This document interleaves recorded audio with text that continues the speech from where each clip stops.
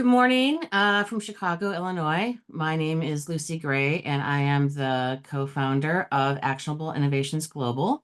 We are the organizers behind the Global Learning for an Open World Conference, and I'd like to welcome you to our first training for the 2025 conference.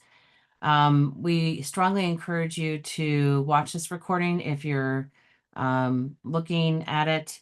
It is There will be various details that are important for presenters to know that are communicated during these trainings. So if you can attend a live one, great.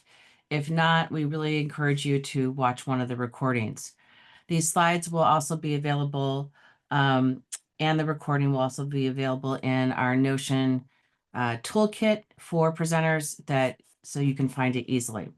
So thank you, first of all, for being here and for being part of the conference. We are really excited to bring together our conference for the fourth year in a row as GLOW. For those of you who've been with us longer, it used to be called the Global Education Conference and ran for a number of years with my former partner, Steve Hargadon. So we've really been doing this for a long time, and it's really evolved into um, a, a very different kind of conference. It's meant to be grassroots, so anyone basically can present as long as their proposals are related to our themes. And we seek to bring together people from all over the world and to provide this content in an accessible way to others around the world as well. So I'm very excited to bring this conference to you again, and I hope that you find it valuable as a presenter and as an attendee. So let's move on, if I can move my slides. So here is our timeline that we have established. October 19th is the new deadline. We've extended it for proposals and for sponsorships. Hopefully by October 25th, I will be able to give you your session room link where you can go in and practice. The final schedule will be posted November 1st. We'll have another speaker orientation right before the conference on November 5th, and then the conference takes place November 19th and 20th. There's some key links here for you, including the RingCentral Support Center, the toolkit. You can also, if you're a keynote or featured speaker, you can book a training session with me. This is not necessary for the general session presenters. There's also a flyer listed here in the slides that you can click on and share with your friends and colleagues. So we really recommend that you get into your room and practice ahead of time. And I cannot emphasize that enough. It's really important not to go into this presentation cold. So you are essential to our success. You are going to hopefully bring in friends and colleagues from your corner of the world, and you will have the opportunity to promote your work and share your successes in innovating in education. So you're not just helping to share information, you are strengthening our network and supporting our mission of accessible, equitable professional development for all educators. So we cannot do this without you, and I want to extend my thanks to you. It's really critical that we all are actively promoting the conference if we want to have lots of people attending. And in the presenter's toolkit, you'll have some social media graphics and sample media posts that you can copy. And there's some other materials like the flyer that I mentioned earlier that you can use in general. The flyer has some translation capabilities for people. It's great for emailing people, and it's easy to share. It looks fairly professional. I use the Samore platform for that. So everything is in the toolkit, and I'll show you what that looks like in a few minutes. Here's our timeline from now until October 19th. We want you to be saying, I'm presenting at GLOW, proposals are still open. And then your promotion should shift to, I'm excited to present at Glow. Here's what I'll be sharing. Try to build anticipation for the event and share the link to registration. And then your day of your session, we hope that you'll promote on social media. And whether you use Twitter or Blue Sky or Facebook or the tool of your choice, be creative with this. These are just some suggestions, and we appreciate any shout outs that you can make during these social media promotions. So please take time to do that. These are some of the different ways that you can, different channels you can think about in addition to social media. Sending a personalized email to people always is effective. If you belong to listservs or Slack groups or anything like that, please share the link to the flyer and a post about the conference. And then if you are working for a school or organization, ask them to promote it in their social media and newsletters and that sort of thing. So these are 4 kind of channels for looking at how to promote, and we hope that you will take advantage of that. Here are some sample media posts sample social media posts that you can copy and adapt as needed, and adapt this as you see fit. But these are a few, an announcement post, a session specific post, perhaps a visual post, that sort of thing. And our hashtags are Glow 2025 and Glow EDU. So make sure to include those amongst other hashtags that you may be considering. In terms of your presentation, it's important that you use Chrome. I think Microsoft Edge will also work when accessing our platform, which is called RingCentral Events. It used to be called Hopin, by the way. It was acquired by RingCentral about 2 years ago, and lots of improvements have been made since that acquisition. And you may have issues if you try to use Safari or something like that. So please do not do that. You can share PowerPoint slides. It's a little bit different, and there's some specific directions for that I'll post in the toolkit. I recommend using Google Slides, preferably. Canva will work also too, and screen sharing from a tab. And I'll show you what that looks like too as we move into a tutorial part of this tutorial. As we move into a show and tell kind of portion of this. So here's an important thing to know about Chrome specifically. You need to make sure that your audio and your video, your camera, have been enabled in Chrome. If you've not used a platform like this before, it may not happen automatically for you. So you need to go into your Chrome settings, go to your privacy settings, click on the area that says access site settings and then site settings, and change your camera and mic preferences to make sure that they can use your camera and microphone. And if you are, you also may want to check and there's a blocked list there, I think. Make sure that RingCentral Events is not blocked in any regard. It's helpful that you test your setup the day of your presentation. You probably want to get into your room at least 15 to 20 minutes ahead of time and make sure that everything is working in there. There is a pre-event setup check process that RingCentral has on its platform to make sure that your internet speed is working, is high enough, your camera's working, your microphone's working. We highly recommend you do that at least once. So these are some tips that I think are really, really crucial to your success. If you wait till the last minute, if you don't do this, you're going to have issues. I guarantee it. So please, please, please make sure that this is taken care of. Some of you are doing very short lightning talks. Some of you are doing longer general sessions that are 50 minutes long. And plan your content accordingly. You don't need to spend, you particularly with a 20-minute lightning talks, you need to be moving pretty quickly. And so, you don't have a lot of time for Q&A. Uh, and you may want to invite people to to a meeting afterwards if they want to talk to you personally, that sort of thing. So just kind of keep in mind the constraints of your time, and think about how you're structuring your slides. For general sessions, you probably want 20 to 30 minutes of presenting, and leave, 20 minutes or so for Q&A. Sessions should be 50 minutes long with a 10-minute buffer in between each. So in between each um, cycle of presentations, so that people have time to take a bio break, or get some water and that sort of thing. So please don't use the full hour. Quit at or the half hour.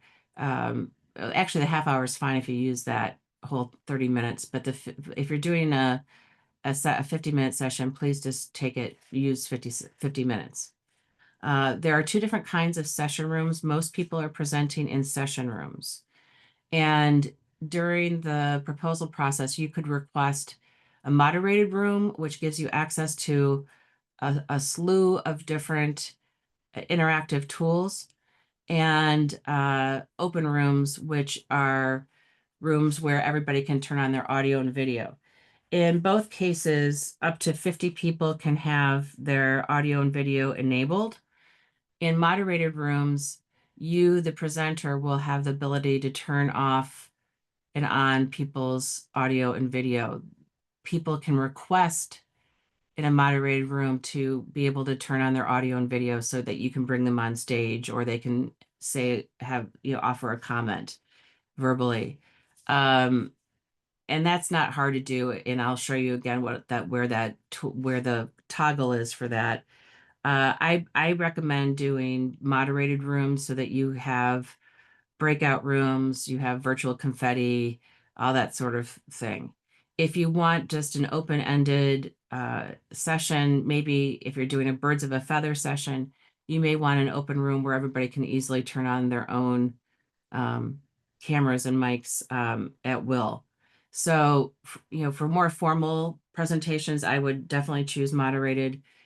If you want something less formal, go for open rooms. If you're not sure what you chose, when you get the schedule at the end of October, you'll see, and you can always email me and Lucy Gray here, and request a change if need be. So it's not set in stone. In the session rooms, and in not on stages, I'll talk about stages in a moment, there are some features that you might want to take advantage of. There is a tab that's new for material sharing. There's also a tab like this in the main event chat. Do not share your materials to the main event chat. Put them in your session room in the material sharing section of your presenting session room, if that makes sense. Same with polls. There's a poll ability for the whole event. You don't need to do that. Use the poll feature in your room, in your session room. In your session room, there's also a tab for Q&A management where people can specifically put their questions in there. And there is a live chat where people can interact with you and ask, and preferably they put their Q&A into the management queue, but there is a live chat where you can be a little bit more spontaneous. In session rooms, you also have the ability to do breakout rooms, and with your own profile, you can blur your background or upload a custom background, and hopefully I'll upload some if I haven't already to the toolkit for you to use. So these are some of the features of presenting in there. If you're on a stage, which are selected featured speakers and keynote speakers, you have to have an admin to put you on stage, which means I need to be there or a volunteer needs to be there to help you navigate. We help you. I think you can put up your own slides, but we put you on stage and we start the recording. In session rooms, by the way, the sessions record automatically. So if you need to practice as a featured speaker or keynote only, please book a session with me to go over this soon. In session rooms, again, you can start the recording starts as soon as you turn on your audio and video. It's automatic. So anything that you do in your room ahead of time is going to be recorded, just so you know. And we don't publish all the recordings from you practicing and trying things out. But if you want a nice, clean recording that we can publish quickly after your session, you might want to turn on your audio visual right before your scheduled start time for a clean recording. Stages, again, have admin controlled recording. When you're done with your session, you don't need to do anything on either stages or sessions. We will go into the back end and publish them as soon as we're able. They're not viewable on the platform until we process them. And they'll be under a tab called replay on the conference platform. So it may not, your publishing your session may not happen right away. Published sessions will be available to all attendees for the live days of the conference, and then they'll be available to only paid attendees going forward for the next year. About a week after the conference ends, I will give you a link to a folder where you can find a copy of your video recording, and you can download it and do what you want with it. And I also will be creating a professional slide template for you to use in your presentation that will thank our sponsors and that sort of thing, and that will be in the presenter toolkit. And I haven't gotten to that yet, so I probably will in the next week. So let's talk a little bit about designing your virtual presentation. High contrast works well. A limited amount of text on your slides is best. Using large font sizes and including visuals and videos is helpful. I would not embed a video in a slide. I would link to a YouTube video or something like that. Or have if you have actually a video file, the actual recording of something that you want to show, you can upload it ahead of time on Stages, and that's probably the best way to show it. In session rooms, you probably want to have something in YouTube.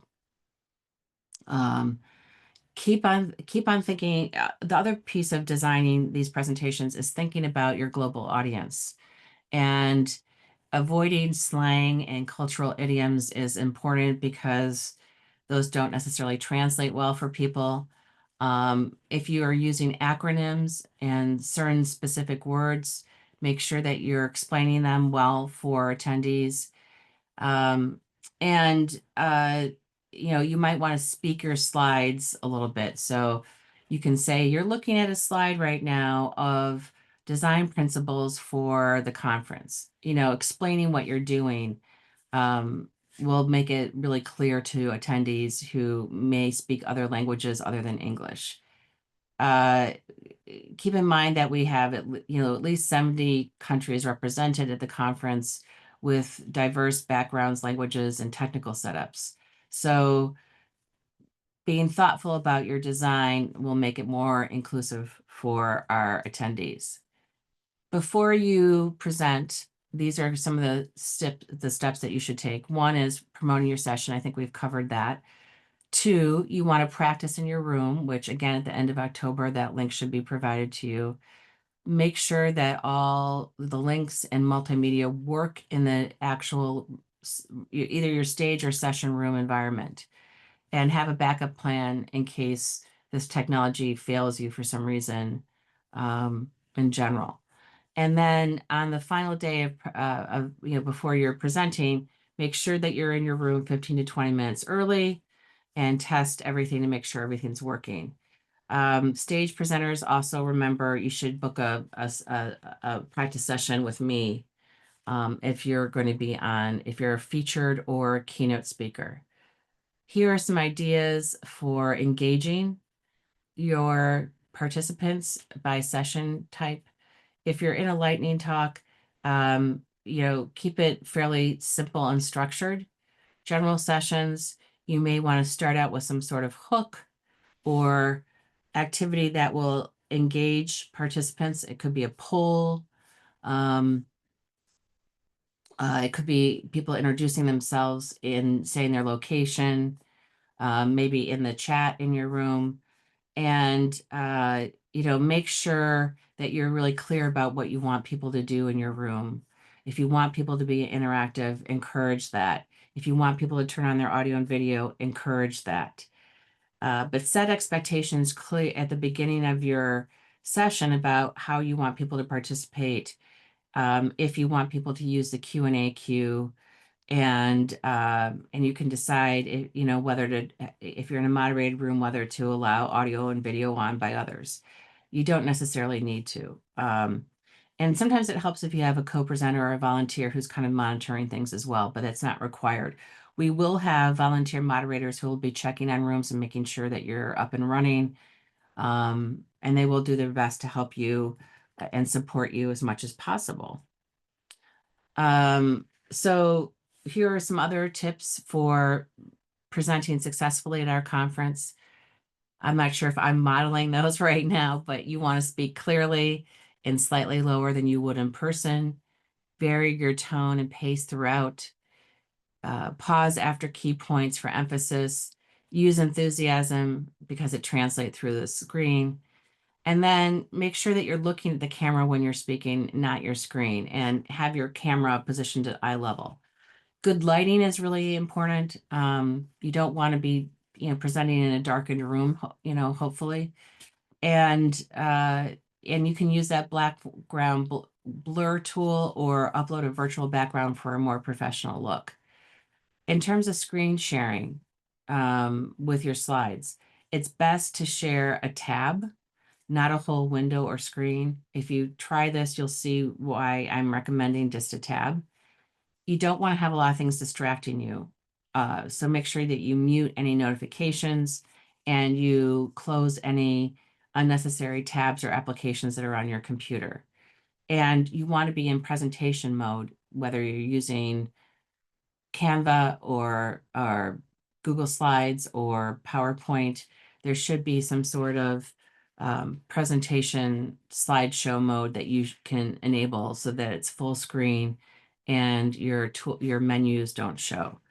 And keep advancing your slides at a good pace so that people are paying attention. Here are some common challenges. Technical issues. If there are audio problems, make sure people are not muted. Sometimes leaving a room and coming back into it solves things.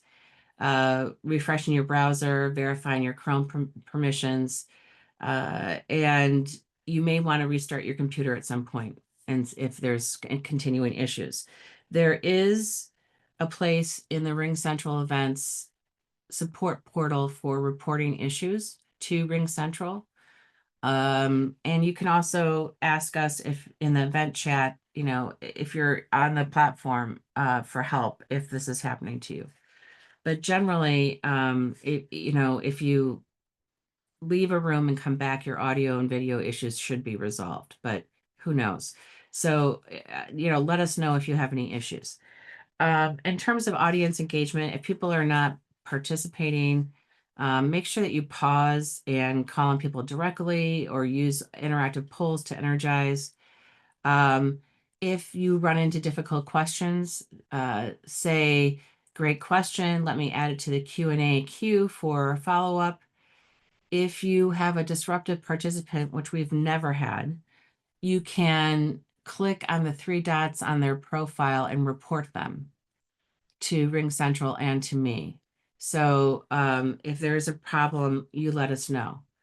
In terms of timing issues, if you're running over, summarize your remaining slides and share your resources for people to look at afterwards. If you finish early, have a bonus discussion with with additional questions prepared.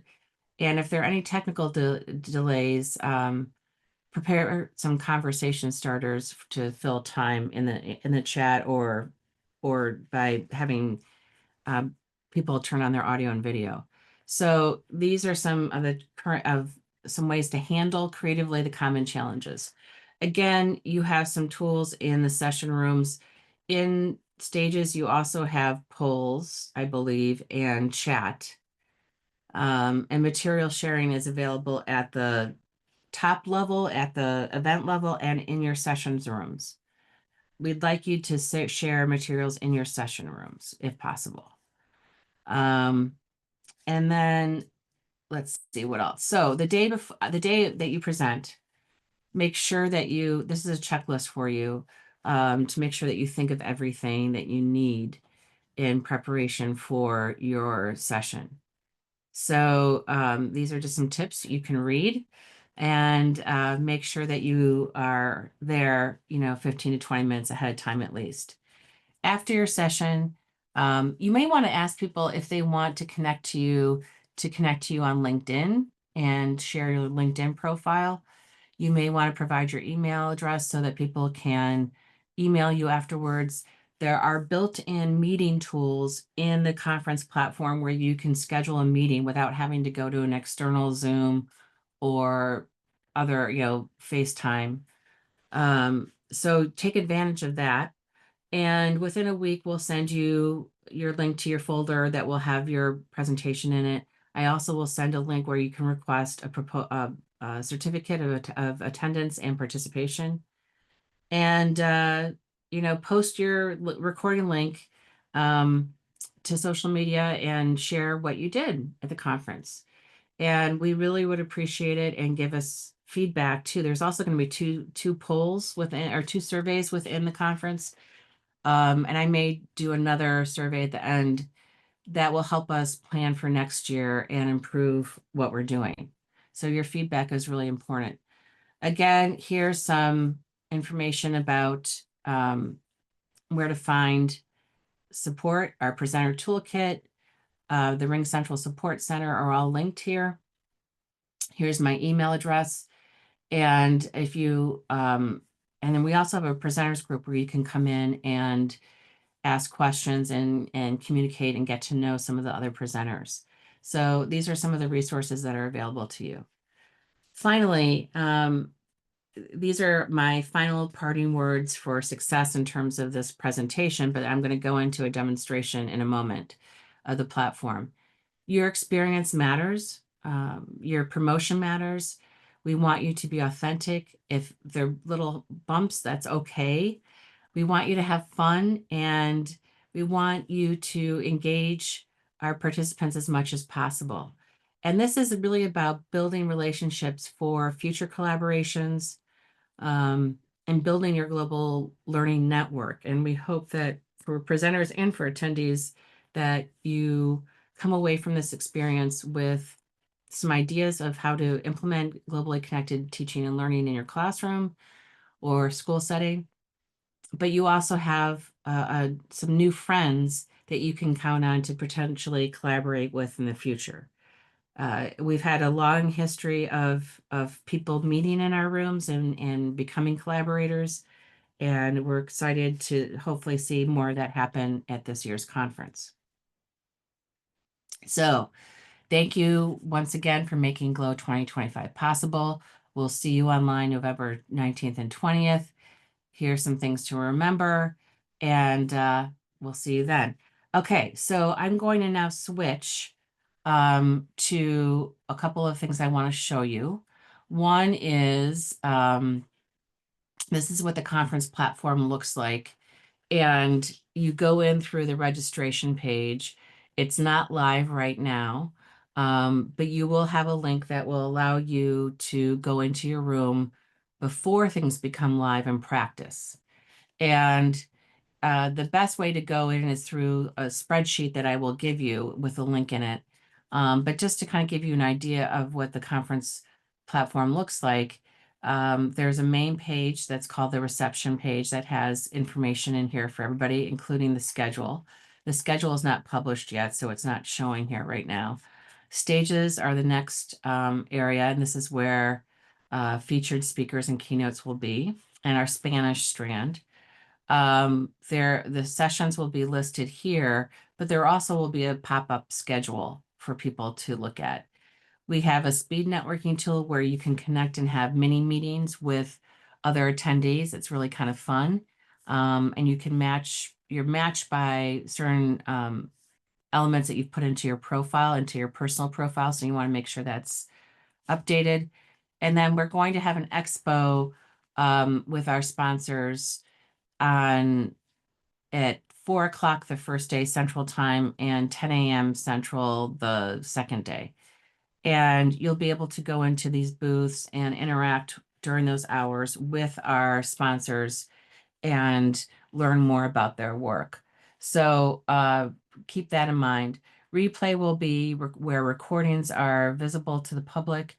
And then on the right-hand side, you'll see that the panel is collapsible. You have the event chat, which is for everyone. This is the entire event. Polls that are for the event. People, you can see the whole list of people for the conference. Q&A, if anybody's asked for any questions that are related to the whole event, they'll be here. And now you'll see docs. This is new.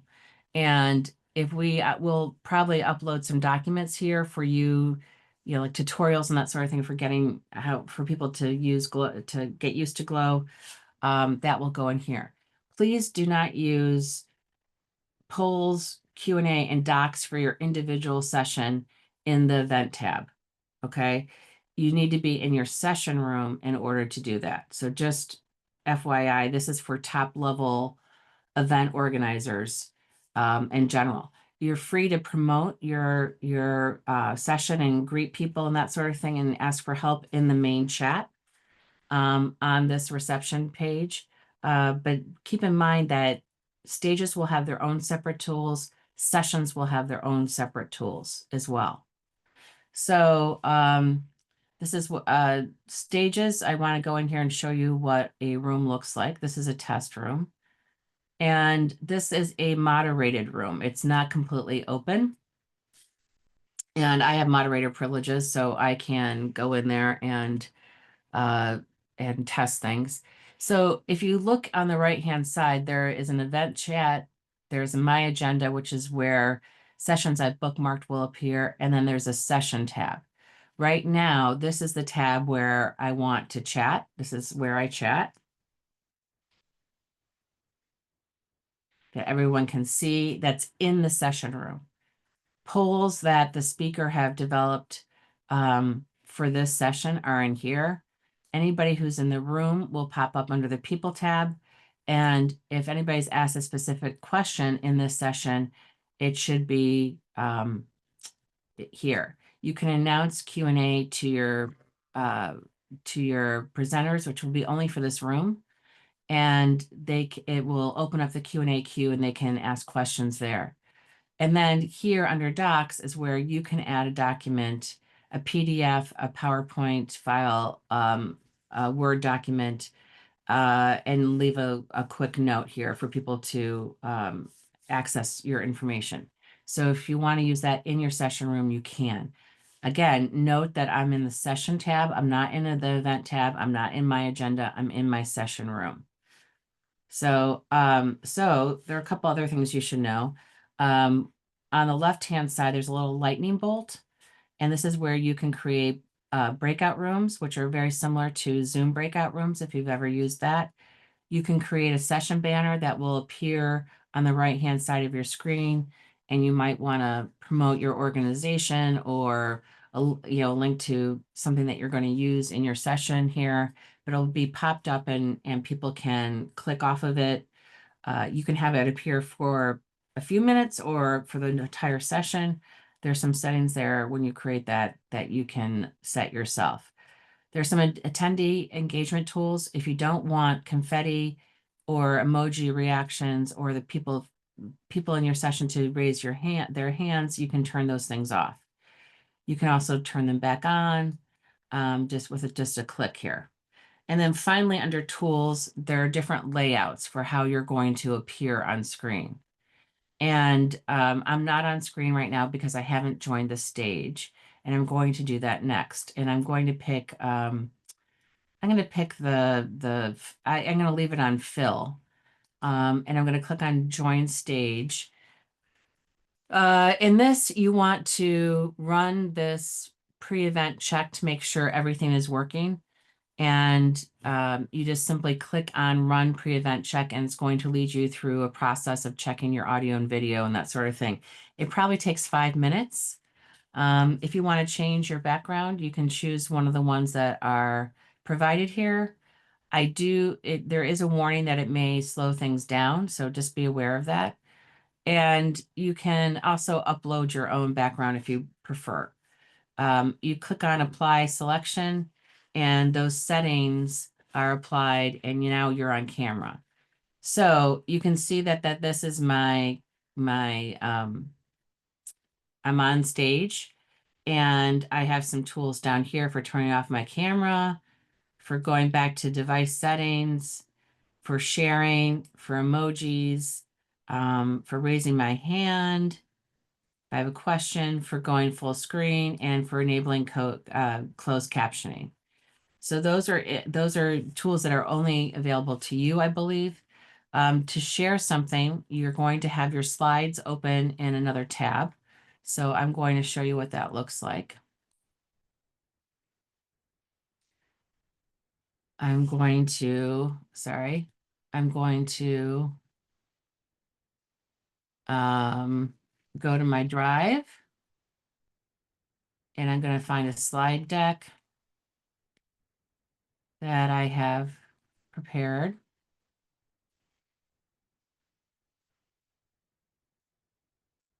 And here's a sample slide deck.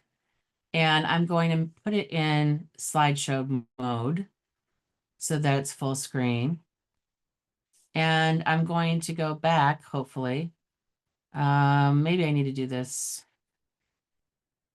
I'm going to go back to my room, and you can tell I have too many things open right now. So I'm going to, and actually I think I switched. Let's see, let me get rid of some of these things. I think I switched windows, and so this is looking a little funky. All right, let's try this again. So I'm going to actually quit this whole thing because I have it in a different, I'm going to stop sharing for a second. I have another Chrome profile that has,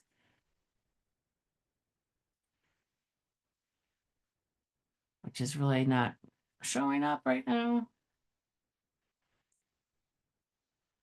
All right. So it is working. It is showing. I see. Hmm.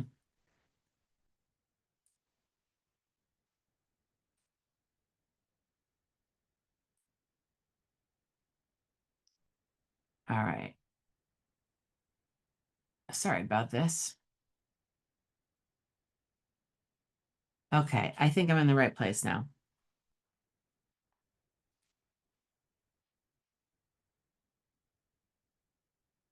Okay, so I'm sharing with you the window for my session room, just to clarify. And I'm going to open up another, and you can see, if I'm not sure if you can see this right now, but in the tab there is, that has this room in it, you'll see a red recording button, and it tells you that your tab is using your camera and microphone. So that's the tab where I am stationed in my presenting room. I'm going to open up a separate tab and go to my slide presentation and have that open in a separate tab. And I would not do this on the fly. Normally, I would do this ahead of time so that I can switch pretty readily.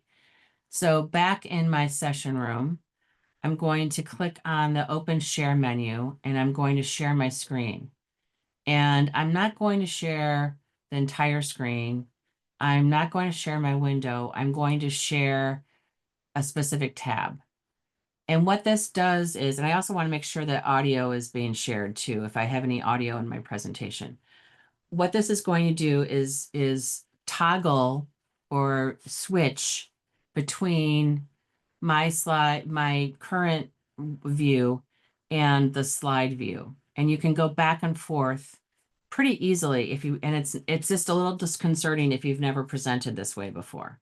So I'm going to click on share and notice that it jumps to my tab that I indicated. And you also will see that it has a tab for stopping sharing, and it also has a um, a toggle, so I can go back and forth between my room to see what it looks like, and to look at the chat and that sort of thing, and to my slides where I actually move them.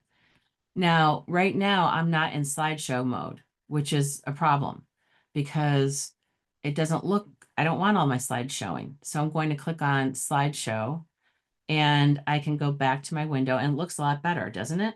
So this is, these are my slides, and I can go back to my slides and use my arrows on my keyboard to go through my slides like this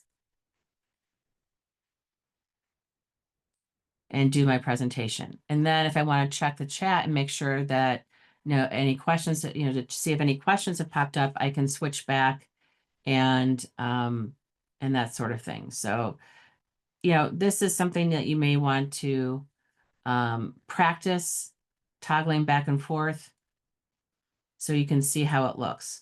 And again, don't forget to put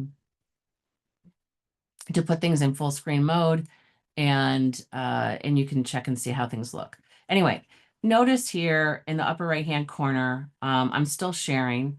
There is a recording button here.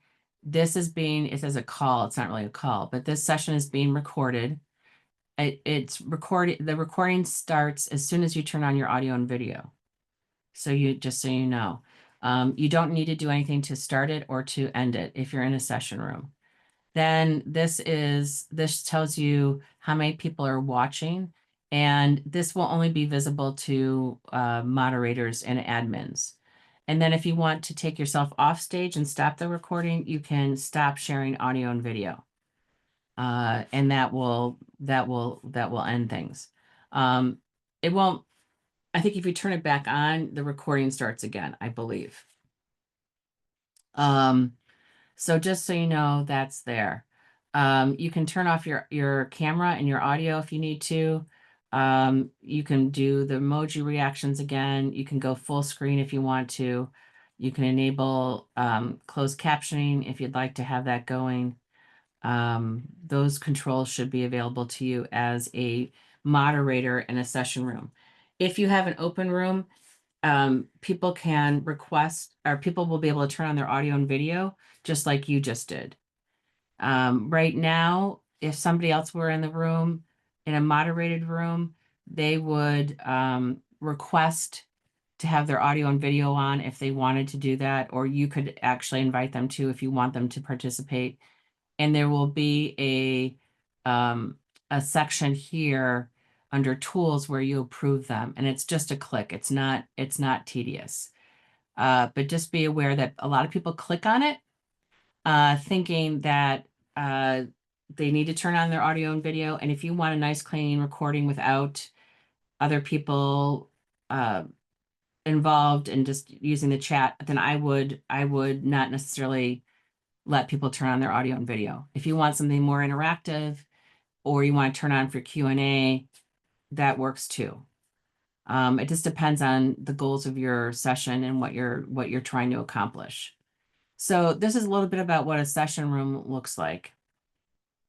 Stages are different, and I'm only going to spend a little bit of time showing you what that looks like. So I'm going to stop sharing this, and I'm going to go to a stage, and I have to do this through the back end. So I'm in the dashboard. People who are presenting on a stage will have a link to a stage where it allows them to go into the backstage. And so right now, this is the front part of it. This is what it looks like. Oh, actually, this is the back end. And again, people presenting on a stage are going to have this pre-event check that they can run, and you'll see some settings down below the stage. This is RingCentral's fairly new studio. We used to use StreamYard for this. They created their own studio and debuted it last year. And you can see that my controls are probably going to be a little bit different than yours. But you'll be able to be backstage.